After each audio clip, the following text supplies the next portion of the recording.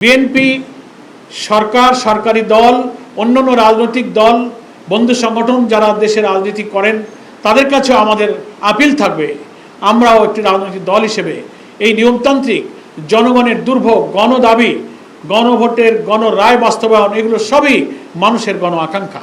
এই পূরণের দাবিতে আশা করি অন্যান্য রাজনৈতিক দল, 11 দলের বাইরে যারা আছেন তাদেরকেও আমরা আন্তরিকভাবে সহযোগিতা কামনা করি, তাদের দোয়া কামনা করি।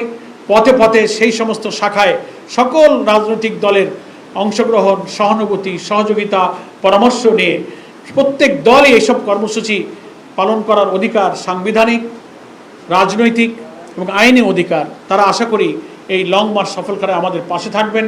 আমরাও জামাত ইসলামী অতীতে প্রত্যেক দলের এরকম অন্যান্য কর্মসূচিতে আমরাও কিন্তু সকল বন্ধু সংগঠনের সহযোগিতামূলক কর্মসূচি ভূমিকা আমরাও পালন করে থাকি। সেজন্য আমরা মনে করি ত্রয়োদশ জাতীয় সংসদ নির্বাচনের পর নির্বাচিত সরকারের বিরোধী দল হিসেবে 11 দিন ঐক্যের সবচেয়ে বৃহৎ একটি রাজনৈতিক প্রথম কর্মসূচি এই লং মার্চ। আশা করি এই লং মার্চে প্রশাসন, সরকারি দল সকলেই গণতন্ত্রের প্রতি শ্রদ্ধা রেখে ভিন্ন মত এবং দলের প্রতি পরমত সহিষ্ণুতার যে মহান আদর্শ আমরা লালন করি গণতন্ত্রে, তার প্রতি শ্রদ্ধাশীল হয়ে এই লং মার্চকে তারা সাহায্য করবেন, পরামর্শ দেবেন। ইতিহাসে, রাজনীতিতে এটা একটা পরমত সহিষ্ণুতার একটা নজির হয়ে থাকবে।